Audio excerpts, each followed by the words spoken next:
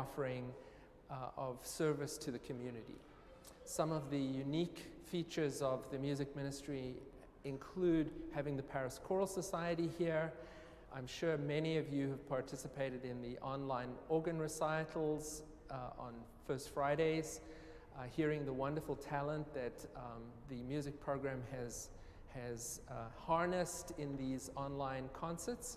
And I think that the vision for the future is really to make this place come alive in new ways, that music will remain a central part of the ministry of this place. So over the last several months, we've been in conversation, a conversation about what the future might look like with a renovated organ and with new possibilities for adapting this building for music, and leaving the door open to other ministries or projects that God might be calling us as a congregation to include as part of a potential capital campaign. So over the months of October, November, and December, there were several discernment conversations that were conducted. And I led a report back meeting prior to the main service during the forum time on some of the main trends that came out of the discernment conversations. So now is the opportunity to think about the questions that you might want to raise about projects and process. The process of thinking through how we fund making these projects a reality will necessitate considering a capital campaign. So at the moment, we're in the stage of doing the research, finding out what the best way is to renovate the organ instrument, what the best way is to adapt this building to make the acoustics more resonant and more flexible. And once all of that research has been completed, we can then think about going through the process of a feasibility study to ascertain what the capacity is for the congregation to support a capital campaign, and to establish a goal for a campaign. If a feasibility study says, and only if a feasibility study says, that the cathedral is ready and willing to support a capital campaign, then the vestry has to make the decision of moving forward with a solicitation of gifts and pledges to fund these projects. So nobody's asking anyone for money at this point. What we want is your ideas, your vision for the future, your prayerfully considered ideas that might enrich the process and allow us to do our homework before we do the job of fundraising. So with that, I'd like to hand over to Nancy. Let me see, am I mic'd yet? Oh, okay, great. Hi, I'm Nancy Janat, and I joined the cathedral in 1988. And it was interesting as Maurice was speaking about the conversations that had been going on the last few months very intensely. It made me think about all the conversations over all the time I've been a member of the cathedral about exactly these issues, because we have a marvelous organ and wonderful organist, but it's been a very wide known secret. The organ is not in very good shape, and to continue to support the music, attention must be paid. We couldn't do it when we did the renovation of the cathedral building. It was just more than our means and our bandwidth for focusing on projects. But we are at a very exciting time, because we are ready now to talk details, to talk concretely. Just to give you another indication of how long this has been in the works, back in 2014, we had our first very professionally done acoustic study. So this is something that we've known about for a long time, and now we're ready to go. But as Maurice said, you cannot respond, I can't, you can't, to an idea. You need to respond to a project. And that's what we're very intensely working on right now. It's been going on for a year or so, even more. But in tomorrow, Tuesday, we've got meetings. We are really honing in with the hope that there will be a consensus of recommendations that the vestry will then obviously have to agree and sign on with, that then can be presented to the wider community. What exactly, when you say a new organ or a renovated organ, what exactly acoustic changes? And then, as Maurice also mentioned, there are some other things that could take capital investment that could greatly support ministries or even encourage new ministries. So it's kind of getting focused, but it's also still kind of large. And so it's a time for us to keep the big and the little picture in mind. And if anyone has specific questions about the organ studies, the acoustic studies, other things that came up in discernment, we will answer the best we can. But I would say also, stay tuned. Within the next few weeks, maybe months, I hope not, there will be much more detail to comment on. So with that, I would like to open the floor to questions and comments. Every question is valuable.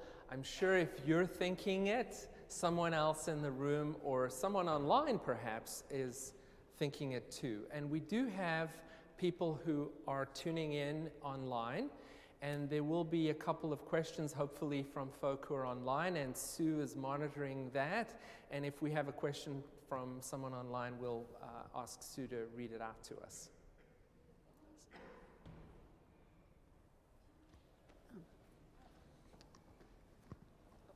Oh, I hope the question's not baseless or And senseless. please introduce yourself.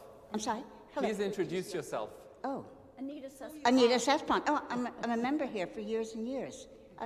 Simple. I mean, now, I was just wondering, is there any subsidy possible from the French government? Like, is there any kind of something connected with famous organs in town? And does the French government have any kind of subsidy program that might help or make a contribution? And I'm sure if there is, we've probably made an appeal to it, have we? Absolutely.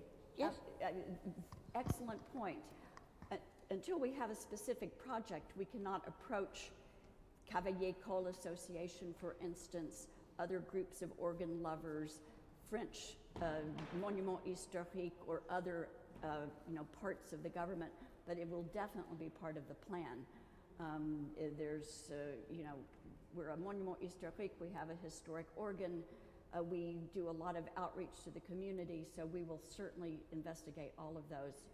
And probably during the feasibility study, you may be asked if you've got any ins to any of these places, because that's, as we all know, is how you actually get funding, is if you've got excellent point. I think Andrew had it. Oh, you had, okay. And Nancy's absolutely correct.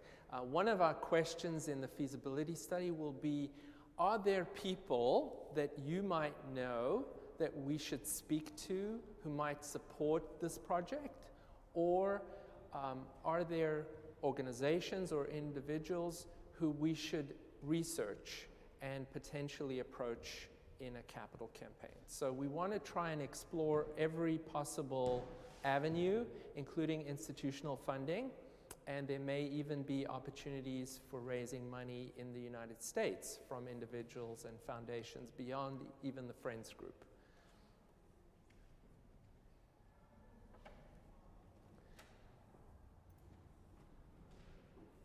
Don't be shy.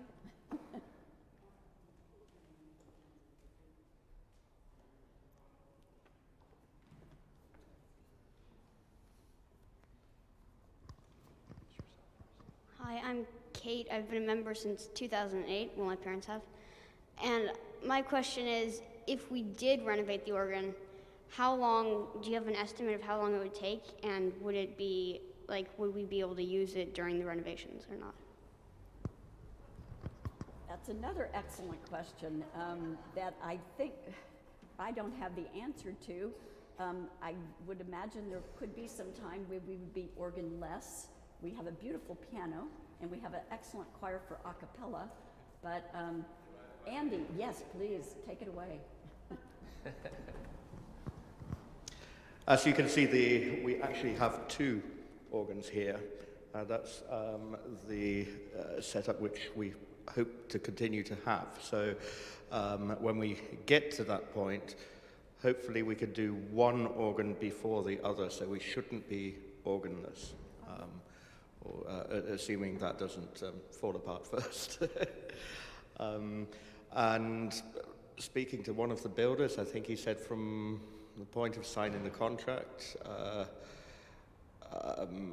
we're looking at 2.5 years for the first phase of the project to be completed, and another 2, I think, for the second part. So it's about 4 years in total from contract signing.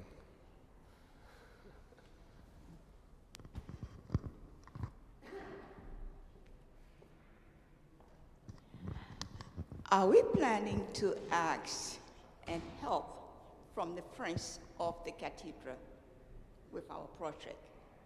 I'm sorry, I didn't hear the question.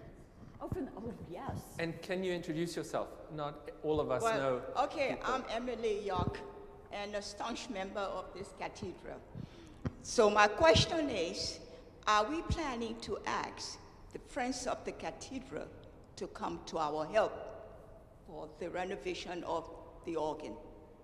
The Friends have become more and more integrated into the life of the cathedral, ironically because of COVID, because we could do much more. They can worship with us online, and Lucinda was very active with regular meetings, by Zoom of course, with the Friends.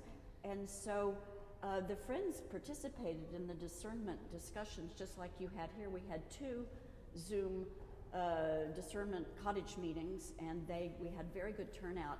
And I think there are a lot of friends who remember worshiping here in the organ, who are watching the First Friday's organ concerts, and they will certainly be invited to participate in the project. So just to amplify, yes, yes, and yes. There are 3 stages to considering a capital campaign: a discernment phase where there's lots of information sharing, engagement with the congregation and the Friends group, and during the feasibility study, which would be the second phase, the members of the Friends group will be invited to respond to the same questionnaire that everyone in the congregation will respond to as well. So each step, the Friends group is part of the process, and the more informed and the more engaged everyone is about the projects, hopefully the more enthusiastic everyone will feel about supporting a capital campaign. Can I just say one other thing? It dawns on me, we're talking, both Anita and Emily's questions, about enlarging the people, the institutions to help us. And that is the groups that you mentioned, but we also have got a big group of organ lovers who have been attending the concerts, some of them every single month.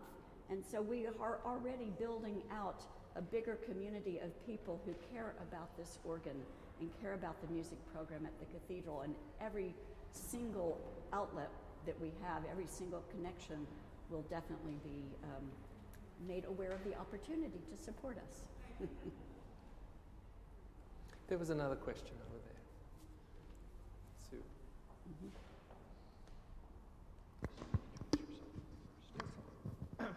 Hi, I'm Susan Gregg.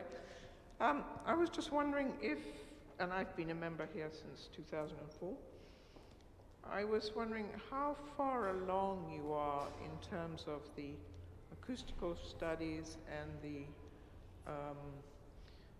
discussions that you've had with the organ repair companies, and what more you have on your list.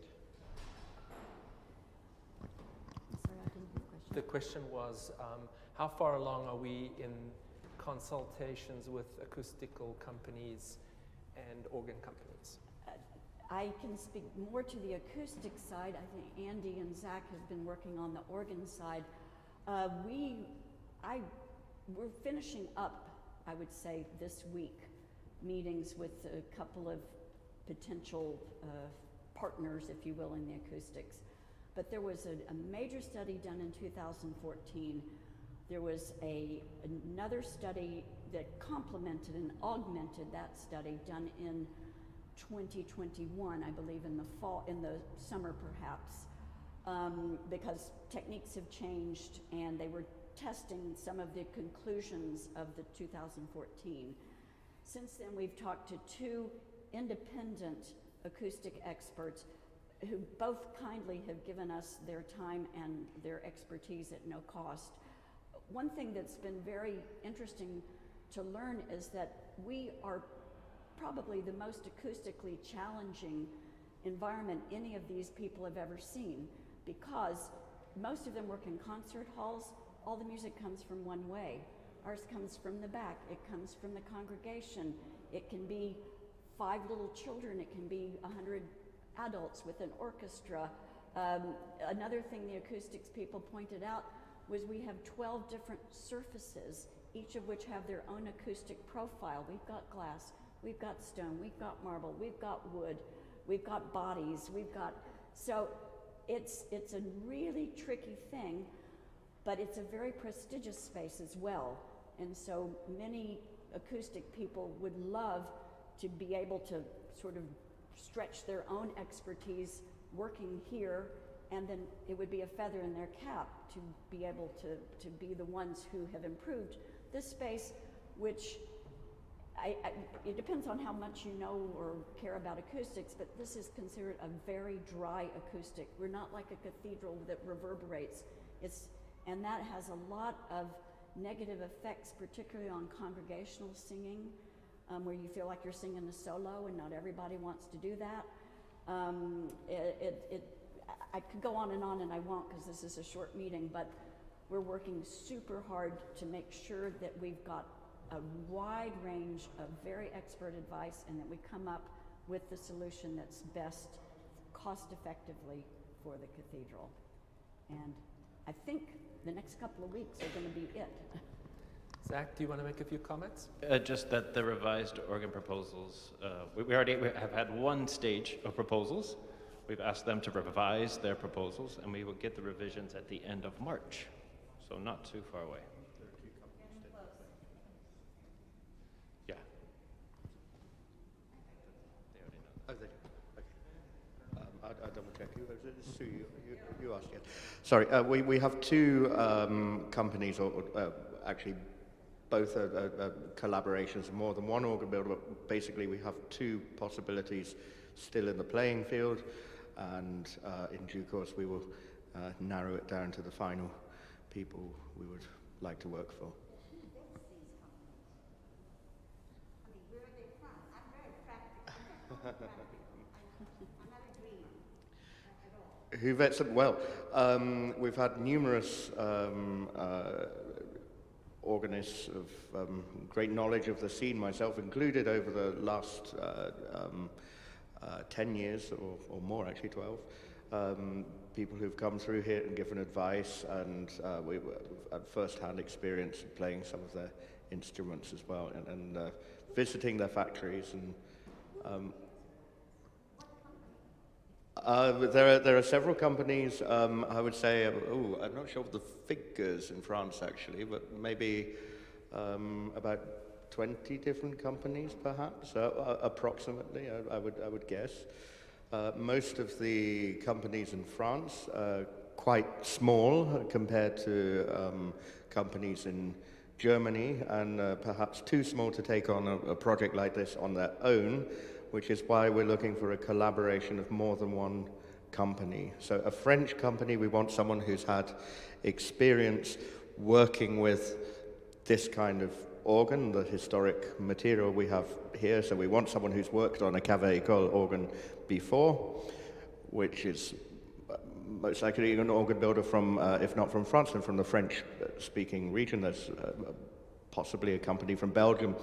But collaborating with, at the moment we have 2 companies in Germany, where they have bigger facilities to take on a project of this size. Yeah. Are there any online questions? Okay.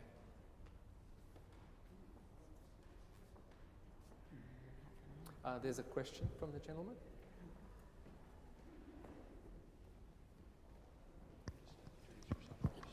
Yeah, my name is Rajiv Iswaria, and I've been attending here since the late 90s, 98, 99.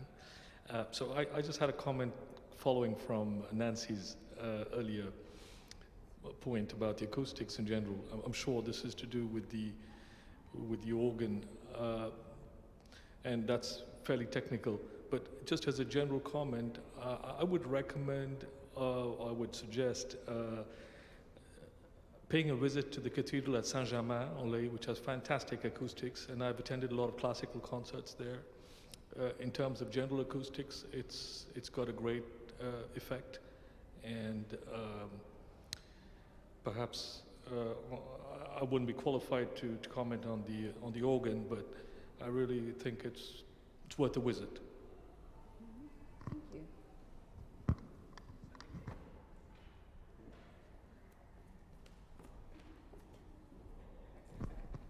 Yes, thank you. There are actually many churches in Paris and the surrounding region with beautiful acoustics and beautiful instruments comparable to ours, other instruments by Café École, and I think it would certainly be worthwhile organizing a trip for people who are interested to come and hear an instrument like that firsthand.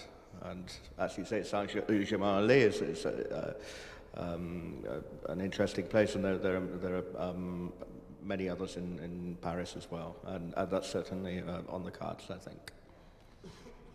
Are there any other final questions? We've been here almost a half hour. It seems to have sped by. I have one last comment, and that is just to remind us that we're a community of faith, we're friends and family, and a fundraising initiative is an opportunity to build community. So as we interact through cottage meetings and discernment conversations, in a feasibility study, a trip to various acoustical places of heavenly beauty, to listen to wonderful organ music, whatever the activities that are happening around the restoration of the organ and a fundraising initiative to support a capital campaign, remember that this is a time where you can make new friends, you can bring new people into the congregation who value music, and invite them to experience the joy and the spiritual nourishment that you get from being a member of this place. So I always remind my friends and clients that fundraising starts with the word fun. And throughout this process, I hope that we can have some fun together too, as we seek to be closer together as a community coming out of a period of dislocation during COVID, and with a new beginning in your future as you seek new clergy leadership. And it's been my pleasure to be with you today, and I'm here until Thursday, and if anyone has any need to follow up with a question for me, I'm available to you. So thank you so much for your time and your excellent questions.